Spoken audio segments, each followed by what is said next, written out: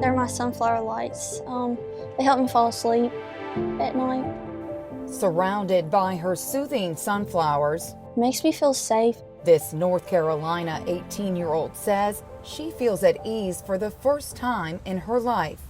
I was born addicted to drugs because of my mom, and she was very unstable in her life. RH, as she's asked us to call her, spent most of her childhood in and out of foster care.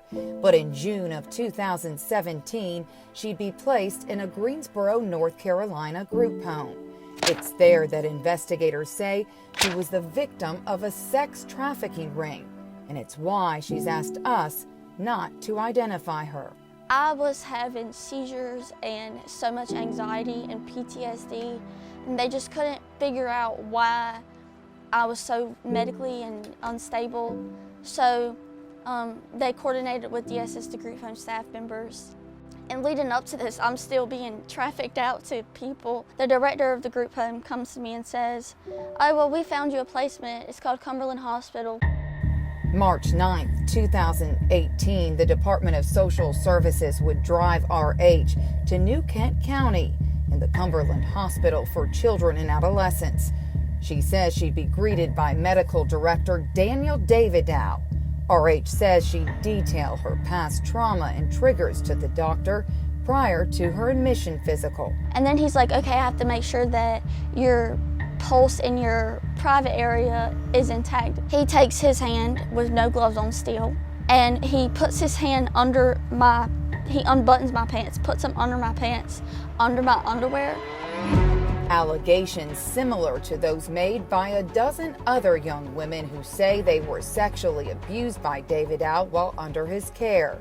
They are among the 20 former Cumberland patients who this past October filed a $127 million lawsuit against Davidow, the hospital, and the company that owns it. I endured sexual abuse most of my life, but leading up to Cumberland, I was sexually trafficked for a year. And I was sent to Cumberland to be rescued from that, and I was put right back into like a trap, kind of like a prison. Herschel Mickey Hardin is also named in the lawsuit.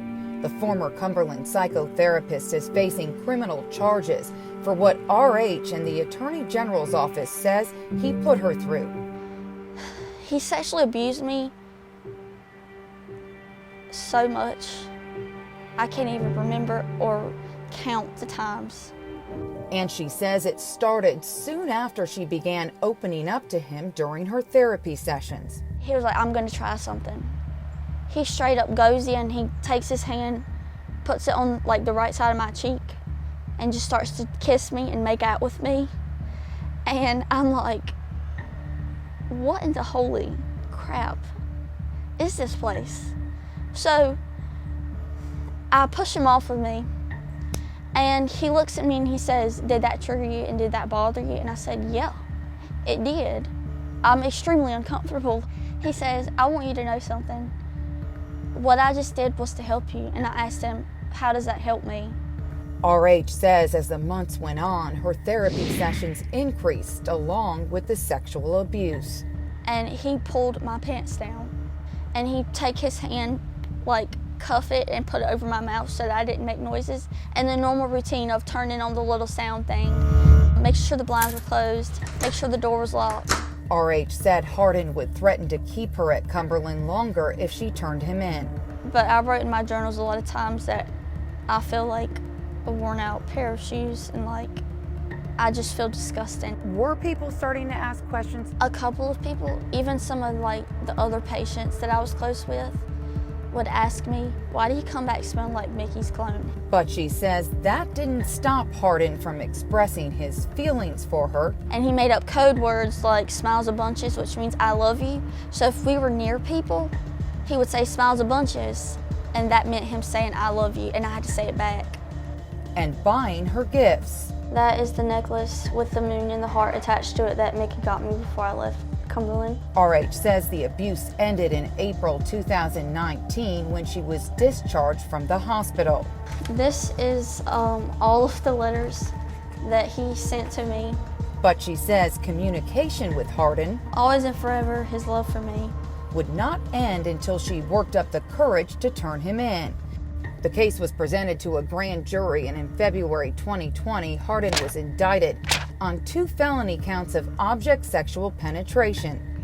These are the screenshots of his wife texting me right there. A month later, prosecutors say Hardin's wife violated the terms of his bond when she contacted RH. CBS 6 has obtained 26 pages of text messages between the two. In them, Hardin's wife begins by telling her, quote, "Mickey is gone. I hope you achieved your goal. He's dead." She then accuses the teen of telling, quote, "all lies." RH responds by detailing the alleged abuse. In the end, Hardin's wife writes, quote, "I believe you." What are your hopes for this case? Like, where do you hope this goes? I hope that Mickey either rots in jail. I hope that he feels the pain that I feel every day when I wake up. This is me when I was in Cumberland at my darkest, and I'm pretty much out here now. I still have work to do, but I'm pretty out there. RH says while she'll never forget the hurt that took place here, part of the work she has left is forgiving the people she says took what little innocence she had left. I try not to let the past define my future. Mickey Hardin is scheduled to stand trial February 10th. RH says she's looking forward to testifying.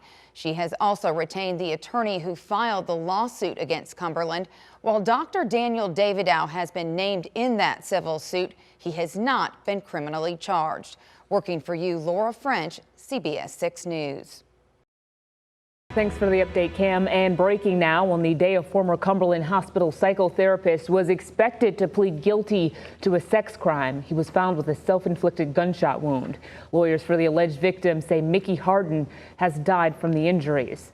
Williamsburg police say they found Hardin around 10 in the morning in the 1000 block of Ironbound Road. He was flown to VCU Medical Center where he died. And that was around the same time attorneys and his alleged victim were making their way into the New Kent County Courthouse, where Hardin was expected to plead guilty to 1 felony count of object sexual penetration by force. The Office of the Attorney General charged Hardin with 2 counts last February for abuse that began in 2018 involving a former patient. Hardin's attorney told the court Hardin was seeking counseling and due to media pressure had mentioned harming himself. The judge revoked his bond and ordered for him to be arrested immediately. September 17, 2019. New Kent 911, where's your emergency? A call for help We need an ambulance right away. inside Cumberland Hospital. We have somebody under respiratory distress. Okay, breathing difficulty? Yes. One of the many things being scrutinized in this $25 million wrongful death lawsuit against the hospital, its owner, Universal Health Services, and former medical director, Dr. Daniel Davidow. This is really a case about a young man who could not protect himself, and really a young man that could not speak for himself, whose mother entrusted a hospital, who said, we have the licensing, we have the skills, and we have the personnel that can absolutely take care of your child with special needs. And they did the opposite. That young man inside this New Kent facility on the night of September 17th, 2019 was 11-year-old Jeffrey Rodriguez. Is he conscious? No. And in that moment, Semi-conscious. he'd have just hours to live. November 26, 2018, the first of 2 Cumberland admissions for the nonverbal self-injuring child who suffered from severe autism spectrum disorder, was referred to the facility from his Shenandoah Valley School District because of his need for one-on-one monitoring. He would just drop and start hitting his head. Last year, CBS 6 spoke to a nurse who cared for Jeffrey at Cumberland. She asked us not to identify her. He needed to be a one-to-one, you know what I mean? You can't care for any other children while caring for him because it was so necessary for his safety. But this complaint alleges that's not what Jeffrey received the majority of his 5 months here. It states multiple times the boy was placed in units that had, at best, a 7-to-1 staff-to-patient ratio. And although it was well documented in his chart that he was a danger to himself, the complaint states he was not required to wear his helmet around the clock, and self-harm was not always checked off in his records. Jeffrey, who is the boy without the voice and could not protect himself, ends up in their hands and does not get one-on-one care like he should because he needs to be observed. You know, you need to prevent the head injury, not react to it. The suit claims that the hospital and Davidow fraudulently misrepresented themselves, and Jeffrey should have never been admitted. The complaint also states the commissioner of Virginia's Department of Behavioral Health and Developmental Services notified Cumberland's CEO in February of 2020 that multiple units, including its autism unit, were operating child residential treatment program and inpatient psychiatric services without a license. This was treated as a facility to house children, not to treat and care and protect for children. How labored is the breathing? Shallow. 17 days before this critical 911 call, another one was placed, and Jeffrey is flown to VCU after he collapsed and vomited. The weeks leading up to it would be documented. According to the complaint, on August 18th, he had 2 black eyes and edema. His eyes were, kind of black eyes, and he was alluding to pain in his head, so we took off his helmet, and that was a terrifying scene. His head was so swollen. The indentions from the helmet were, it was, that immediately put me into tears. The second we took that helmet off, I was in tears, and I ran to call the supervisor, and I'm like, I need you now. The lawsuit states Jeffrey sustained a significant bilateral paraorbital edema or swelling around the eyes and received no emergency treatment. A nurse practitioner requested additional imaging on August 20th, but the complaint points out Davidow signed the note on August 23rd and no imaging was done. All of the different times where there are red flags, there are warning signs, there are things that should have been done better and could have immediately been done better that were either ignored, chosen to just not deal with them at that time or hope that they would get better. But obviously for Jeffrey, these were dire consequences, these are dire situations, and they didn't react to it the way that they should have. VCU calls in law enforcement and child protective services after diagnosing Jeffrey with a brain injury on August 31st. And his VCU doctor notes Jeffrey's conflicting injury reports from Cumberland. The only way Jeffrey, through his mom, was going to return to Cumberland Hospital after being at VCU was if Cumberland agreed to provide one-to-one round-the-clock supervision. They had him stable, but if that changed, if there was neurological change, he was to be returned to VCU. According to the suit, Davidow did not indicate one-on-one supervision when Jeffrey returned to Cumberland September 6, 2019, while his case was being investigated by CPS, despite that being documented in his discharge summary. On September 12th, the complaint shows that Jeffrey was at one point unresponsive and showing signs of a neurological event and potential brain damage. The next day, Dr. Davidow notes that Jeffrey had a seizure during the night. The complaint says, quote, Davidow did not take any measures to get Jeffrey a higher level of care or return him to VCU. Okay, turning blue. Where? He wouldn't return Body. until it was too late. Okay, lips turning blue. Imaging at VCU confirmed significant worsening of Jeffrey's condition. Jeffrey was brain dead. He died just before 11:30 September 17, 2019, 4 days before his 12th birthday. This family, you know, they want accountability, but they also don't want it to happen to any other Jeffrey.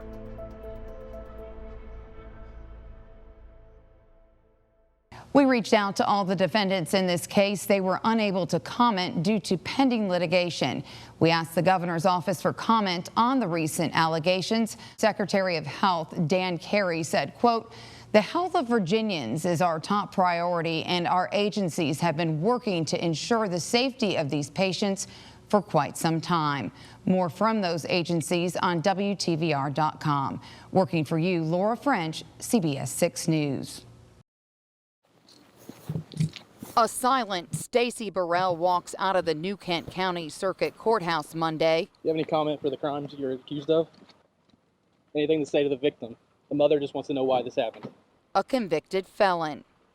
It shouldn't have happened. A former Cumberland Hospital patient recalls a September 14th, 2019 night. The Commonwealth says Burrell intentionally burned 16-year-old Jackson Hayden, a crime for which the King William woman pleaded no contest. He didn't have to say anything. I saw it. The 18-year-old, who has asked us not to identify her, describes the pain she saw on Hayden's face in the hours after the incident. It broke me. I considered all of those children on that unit like siblings. Jackson's mother says the hospital informed her that Burrell, who was working as a behavior technician, deliberately poured hot water on her disabled son. But Shannon Hayden says that admission came after Cumberland initially tried to cover it up, first saying the boy was having a reaction to medication, then claiming he was burned in the shower. This former patient says she heard discussions outside her room in the hours after the incident.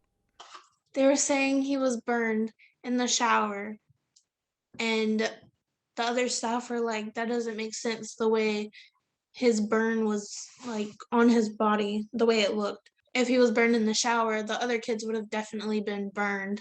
And there were people who came in and checked the shower afterwards to see if it was too hot, and they said it wasn't. And that the staff had noticed that Stacey went in there and microwaved water. What was it like in those hours after this incident, seeing Jackson? I could look into his eyes and see the pain that he was feeling. It was red and inflamed. She says the happy, inquisitive Jackson Hayden she knew before September 14th, 2019, never returned. And then afterwards, he was absent and not there, and he stopped talking. He wouldn't even respond to others talking to him. It's not fair what happened, and it shouldn't have happened, and I don't want it to happen again. And I wanted to help Jackson get what he deserves.